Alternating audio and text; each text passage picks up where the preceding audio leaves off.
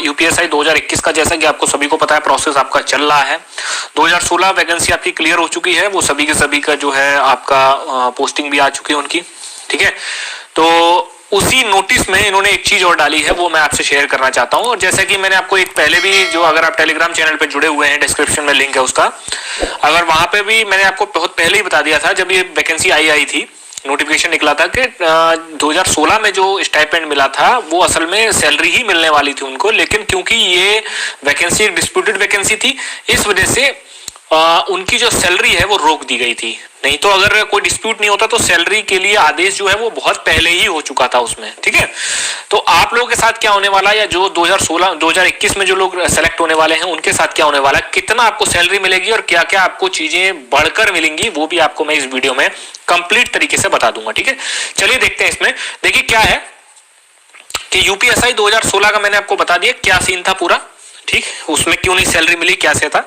अभी के नियमों के अनुसार क्या है, जो मतलब पहले के जो नियम थे उसमें यह होता था कि आपका सिपाही पर अगर आप भर्ती होते हैं, सिपाही से लेके आईपीएस तक, ठीक है भाई, आपको पता होगा कि पुलिस में एंट्री लेने के लिए आपका जो है 4 तरीके हैं। कौन कौन से? एक कांस्टेबल रैंक, दूसरा है एसआई रैंक, तीसरा है आपका डीवाईएसपी, और चौथा है आपका डायरेक्ट आईपीएस। ये 4 तरीके से आप पुलिस में एंट्री लेते हैं, हर एक अलग अलग पोस्ट पे, ठीक है। हेड कांस्टेबल जो है कोई हमारे यहाँ पदनाम नहीं होता, मतलब पदनाम मतलब कोई डायरेक्ट एंट्री नहीं होती हेड कांस्टेबल को लेके, ठीक है। अब आप में से बहुत सारे लोग कहेंगे सर एएसआई एम जो होता है, दोस्तों वो मिनिस्ट्रियल जॉब है, उसकी बात नहीं कर रहा हूं मैं, ये फील्ड जॉब्स की बात कर रहा हूं। ऐसी हमारे यहाँ इंस्पेक्टर रैंक जो होती है वो डायरेक्ट रैंक नहीं, डायरेक्ट उसमें एंट्री नहीं है। डीवाईएसपी के लिए डायरेक्ट रैंक है, डायरेक्ट है, लेकिन एएसपी जो होता है एडिशनल एसपी, जो एक अशोक स्तंभ लगाता है, उसके लिए डायरेक्ट नहीं है। और उसके बाद सिर्फ फिर आ जाते हैं भाई आईपीएस हमारे, ठीक है। तो अभी तक क्या था कि सिर्फ सब इंस्पेक्टर को छोड़ के जितने भी हमारे ये जो कांस्टेबल, डीवाईएसपी, आईपीएस वगैरह थे, सबको फुल सैलरी मिलती थी, फुल मतलब प्रॉपर तरीके से फुल। इसीलिए बहुत पहले से ये डिमांड चली आ रही थी कि भाई सब इंस्पेक्टर के साथ ऐसी क्या दुश्मनी है।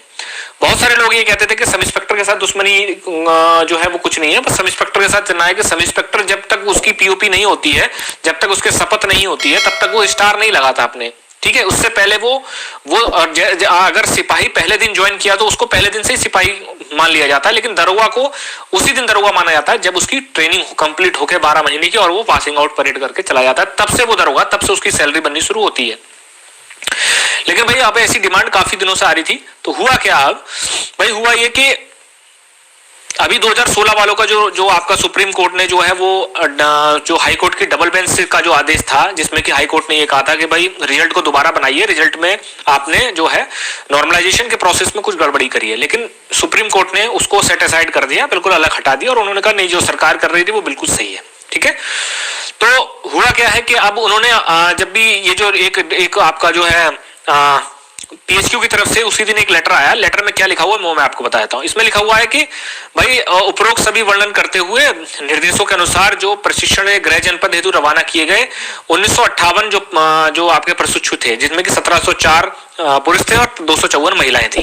अब यहाँ पर देख लीजिए 254 महिलाएं हैं, इसका मतलब 600 के करीब सीटें थी। आप सोच लीजिए कितनी सीटें खाली छूट गई, ठीक है।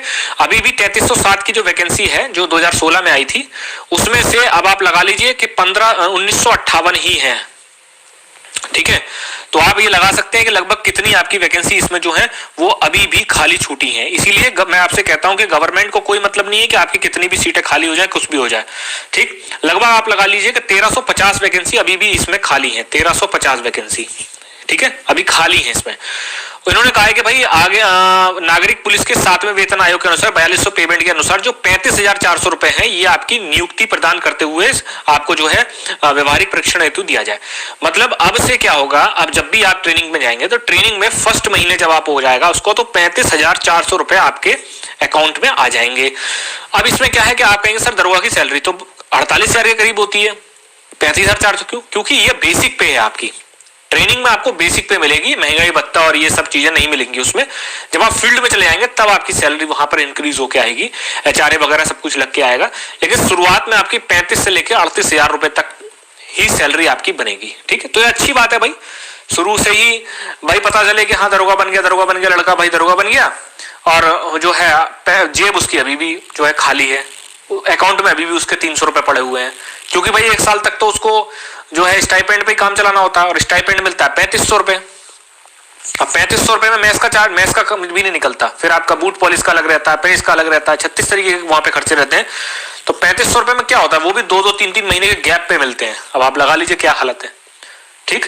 तो इसीलिए ये जो है आपका स्टार्टिंग में ही इन्होंने जो है अभी ये चीज बता दी कि भाई जो आपकी वैकेंसी जो आएगी उसमें ये चीज होगी, 35,400 से लेके 38,000 के बीच में आपको सैलरी इसमें मिलेगी, उसके उस टाइम के अनुसार जितना भी आपका जो है बेसिक पे बन रही होगी, ठीक।